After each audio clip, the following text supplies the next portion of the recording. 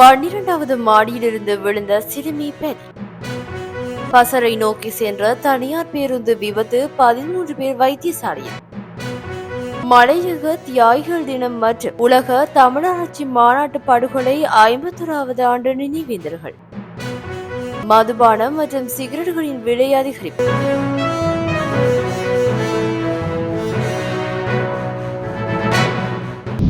பொரளையில் உள்ள 24 மாடி அடுக்குமாடி குடியிருப்பின் 12வது மாடியிலிருந்து விழுந்து 16 வயது சிறுமி ஒருவர் உயிரிழந்துள்ளதாக போலீசார் தெரிவித்தனர். நேற்று இரவு இடம்பெற்ற விபத்தில் படுகாயமடைந்த சிறுமி கொழும்பு தேசிய வைத்தியசாலையில் அனுமதிக்கப்பட்ட பின்னர் உயிரிழந்துள்ளார். பொரளை சர்பன்டைன் வீதியைச் சேர்ந்த 13 வயது மாணவி ஒருவரை இவ்வாறு உயிரிழந்துள்ளதாக போலீசார் தெரிவிக்கின்றனர். உயிரிழந்த சிறுமியின் தாயார் மன அழுத்தம் காரணமாக சிறிது காலமாக வைத்திய சிகிச்சை பெற்று வந்ததாக கூறப்படுகிறது. இருப்பினும் சிறுமி குறித்த மாடியில் இருந்து குதித்தாரா அல்லது விழுந்தாரா என்பதை அறிய பொரளை போலீசார் விசாரணைகளை ஆரம்பித்துள்ளனர்.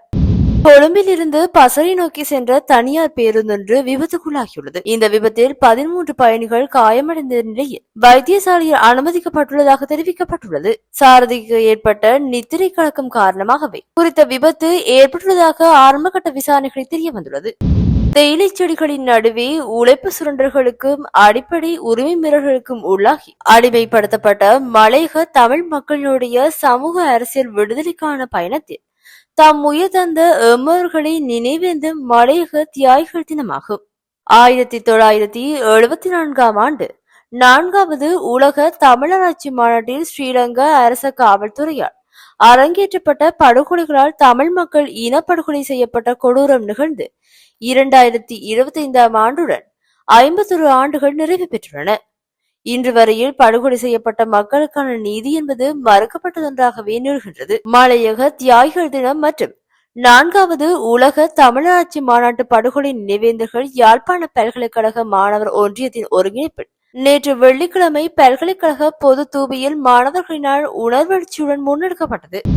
இன்று முதல் நடைமுறைக்கு வரும் வகையில் மதுபானங்களுக்கான வரியில் 6% அதிகரிப்பை நிதியமைச்சகம் அறிவித்துள்ளது.